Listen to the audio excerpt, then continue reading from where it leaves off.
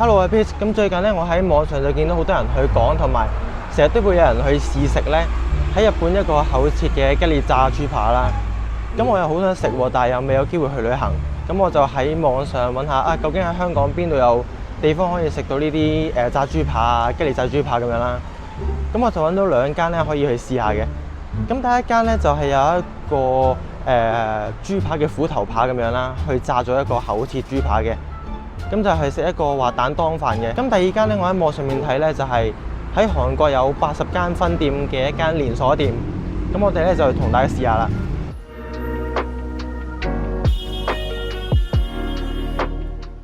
好，咁我哋第一間要食嘅咧就係呢間星南啦。我喺網上面見到一個超巨大嘅虎頭豬扒，咁就俾佢吸引咗啦，上嚟試下嘅。一入嚟，我哋同大家睇下個餐牌，第一頁咧就已經見到呢個虎頭豬扒啦。咁呢個虎頭豬扒檔咧就198蚊啦。就咁睇個價錢咧就好似有啲貴咁，但係都要睇下到我哋嗌完佢嚟嘅時候嗰個樣係點樣先得嘅。咁好似我啱啱咁講啦，咁呢間就係食一啲日式滑蛋當飯嘅日式小店啦。咁不過到睇個餐牌嘅時候咧，其實佢都有好多其他嘅嘢食嘅。咁就好似呢度咁啦，有一個親子檔啦，咁呢個一檔二味嘅，咁就係可以呢個烏冬加滑蛋檔嘅，正正常常嘅滑蛋豬扒檔、滑蛋牛肉檔、滑蛋鰻魚檔、蠔燒鰻魚定食、照燒雞扒檔、牛肉檔、咖喱雞扒檔都係有嘅。咁仲有烏冬啦，同埋咖喱湯烏冬添。咁如果再睇唔啱咧，你都可以嗌一啲鍋物嘅，好似有水軍鍋、飛鳥鍋同埋壽喜燒。咁我哋就即管嗌呢個虎頭豬扒檔嚟試下啦。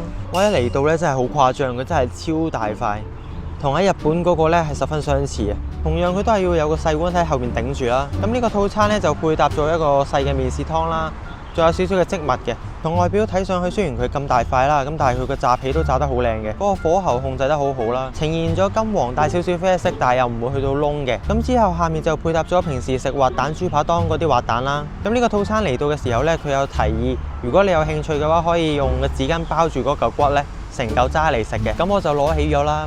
咁你見到佢嗰個滑蛋呢，煮嘅時候係有落洋葱啦同埋菇嘅。咁喺面頭度佢係以一個麵包糠包住嚟炸啦。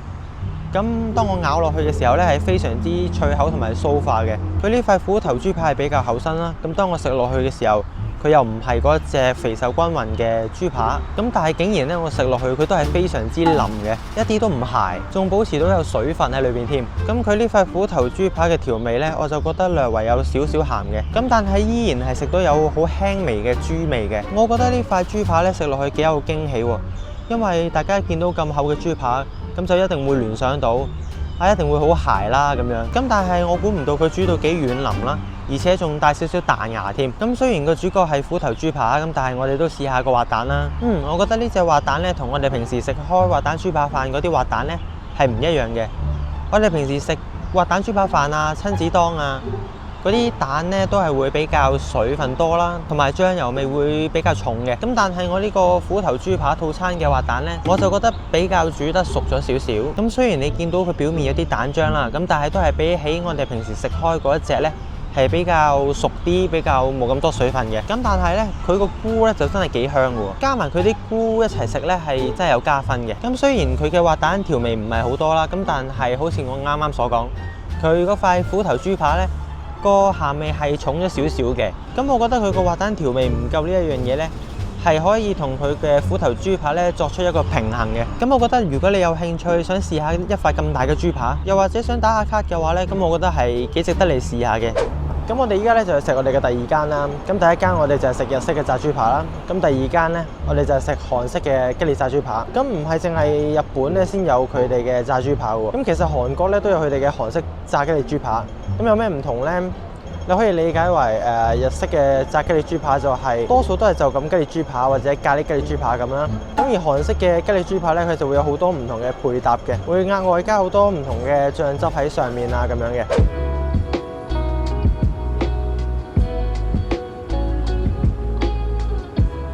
好，咁咧就係興揚豬扒啦。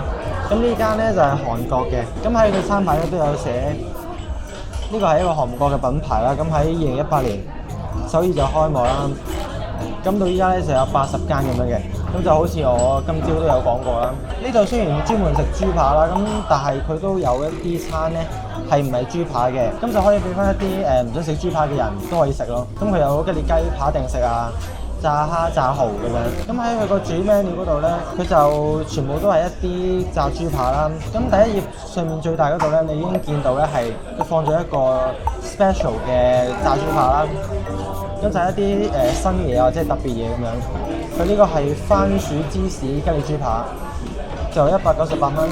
咁佢下邊有啲韓式多麥醬汁芝士吉列豬扒咁樣。咁右邊第二頁咧就係一辣嘅唔同嘅吉列豬扒定食啦。咁同一般食吉列豬扒嘅鋪頭咧都係一樣㗎啦。咁主要咧都係兩個位啦，咁就係吉列豬扒啦，同埋豬柳嘅。咁我見佢有個特別啲嘅嘢食咧，咁我就嗌咗呢個嚟試下。咁就係番薯芝士吉列豬扒呢個。咁同埋喺佢個餐牌嘅最後一頁咧，咁就有一啲梳打啊同埋酒啊咁樣啦。咁我就嗌咗一個係青提嘅梳打。咁你睇下佢嗰啲咧係勁誇張咯。每一杯嘅梳打咧，佢面頭都係有一啲生果喺度，仲要係唔少咯。呢啲生果一粒粒嘅提子喺上面。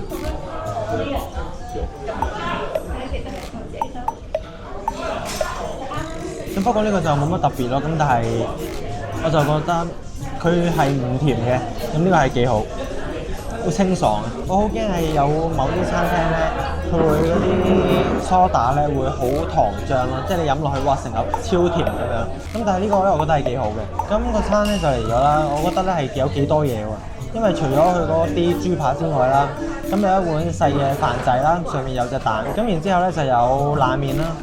右邊就有啲沙律咁樣嘅，咁另外配菜食韓國嘢就一定會有泡菜啊嗰啲啦，咁佢就有一個普通嘅泡菜同埋一個葱嘅泡菜嘅，咁佢另外仲有一啲特別嘅醬汁咧係俾你點下一啲豬扒食嘅。喺藍色個兜最左邊嗰個咧就係一個甜嘅芥辣啦，咁中間有個檸檬，右邊就係一啲照燒醬嚟嘅，咁嗰個喺下面整到成個小蝦蝦咁嗰個咧，佢就係有滑沙皮啦、黑松露鹽啦，同埋一啲鹹嘅蝦嘅，應該係嗰啲乾蝦嗰啲。佢下邊咧呢度有寫嗰個簡介咧，係話係蝦醬嚟嘅。咁我依家咧就試下呢個炸豬扒，裡面充滿住流心嘅芝士嘅先。啱啱我試過咧，我揾隻筷子撩咧，係勁拉絲咯，拉絲拉到勁高都唔斷咯。試下先。佢呢度嘅豬扒咧都係佢冇嗰啲筋腱位啊，或者係一啲肥膏咁樣啦。咁但係佢都唔會係柴咯，同埋佢嘅調味係啱啱好啦。咁加埋佢嘅芝士咧都唔會過鹹嘅。咁另外我哋仲嗌咗一個多利醬汁芝士嘅雞豬扒啦。咁我哋試下先。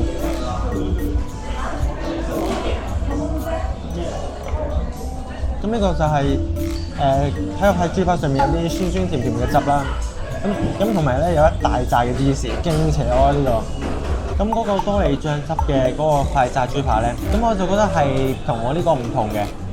佢嗰個咧係比較多少少有啲筋位喺裏邊咧，咁嗰個筋位唔係食唔到嗰啲啦，係會令到塊豬扒更加有彈性嗰一隻，係兩隻唔同嘅質地咯。咁但係我都覺得係好食嘅。咁依家試下點下啲特別啲嘅嘢去配下佢嚟食啦。咁就點一個黑松露鹽啊！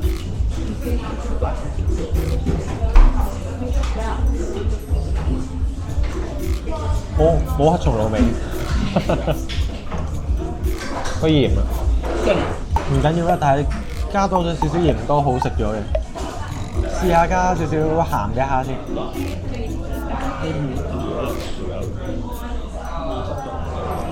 哇，好奇怪啊！加嗰個鹹嘅蝦，再點下甜芥辣啦。其他嗰啲就唔點啦，嗰啲冇乜特別，即係唔特別喺度試啦。但係我都會點下嘅。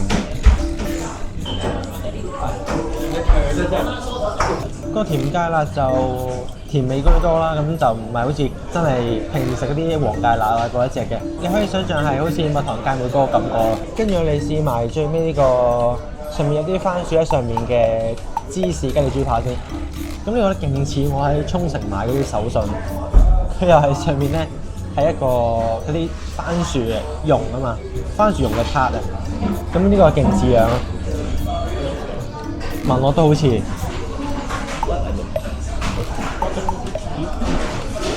佢呢個我覺得佢唔係唔好食嘅，但係咧上面嗰個番薯蓉咧，我覺得嗰個味咧係比芝士吉列豬扒咧強咯。佢淨係搶咗陣味，咁但係係好香好甜嘅番薯蓉咯。同埋我想講咧，佢呢度嘅炸吉列豬扒咧，佢個外皮都係做得好脆啊。佢到依家咧，咁其實都食到尾聲啊。咁但係其實佢都係脆嘅。同埋跟住我食呢個佢嘅冷麵咧，咁原本我冇諗住講啲飯啊麵啊嗰啲啦，因為個主角係最主要係個吉列豬扒啦。咁飯咧係真係冇乜特別嘅，就係普通嘅飯啦。但係咧呢個麵咧，佢係普通嘅一啲清湯，再加少少泡菜啦。咁佢啲酸酸地咧係幾開胃，同埋佢個沙律係用咗柚子草啦。咁佢所有嘢包括係個麵啊、嗰啲沙律啊，同埋啲配菜咧，都係令到你食完之後咧唔會流咯，因為全部都係酸酸甜甜啊，跟住泡菜有少少辣啊咁樣。咁呢度啲套餐包括雞啊、蠔啊同埋呢啲豬扒咧，咁個價錢係大概158到198咁樣啦。咁我覺得係 OK 嘅。咁對比翻起我啱啱晏晝食嗰餐厚切嘅吉列豬扒咧，佢都係198一個套餐。咁對我嚟講，我會中意呢個多啲。好，咁今日我哋食晒兩間啦。咁其實咧第一間咧，我想幫佢平反一下嘅。咁就係我上網咧睇到有啲留言啊，就喺人哋啲影片話呢間啲肉咧好似有啲鞋，同埋佢啲肉咧真係唔好食喎咁樣。咁但係到我去試嘅時候咧，因為我睇咗呢啲 comment 啦，咁我去試嘅時候咧，我就係諗住覺得佢應該係唔好食㗎啦咁樣。但係點知道我去試嘅時候咧，係反而有驚喜添嘅。因為咁大塊嘅厚吉列豬扒啦，咁竟然佢係做得好軟嫩啊，同埋都有少少彈性嘅。我覺得可能係因為佢嘅處理手法上面有啲特別啦，可能係慢煮咗先啊，咁樣都唔定。雖然你話我淨係食咗呢個套餐啦，咁但係我覺得又唔可以話去到好食，但係佢又唔係唔好食咯，好似講緊廢話咁。咁不過就係事實上係咁啊嘛。咁第二間咧，我個人嚟講幾中意嘅，因為我覺得佢嘅肉質係幾好啦。咁我叫嗰個佢就有一個番薯蓉喺表面啦，咁亦都係好創新。咁佢嘅吉列豬扒配埋佢其他俾嘅醬汁咧，個配搭上面都係幾特別、幾好食嘅。咁當你食到悶嘅時候，咁你就可以轉下口味咁樣。另外我哋咪都嗌咗一個多麥醬汁嘅炸吉列豬扒嘅。咁佢嗰個醬咧，的確係幾好食嘅。我喺韓國咧都冇話真係去試下呢一隻嘅炸豬扒啦。咁不過喺一啲電視節目或者係韓劇裏邊咧，間唔中都會見到佢哋去食呢一隻醬汁嘅炸吉列豬扒嘅。咁今次試到啦，我覺得真係幾好食。不過點都好啦，呢條片就嚟到呢度先。中意呢條片就俾翻個 like， 有乜想講可以下面留個 comment， 同埋記住訂閱我個 channel。咁我哋下條片翻嚟再見，係咁先，拜拜。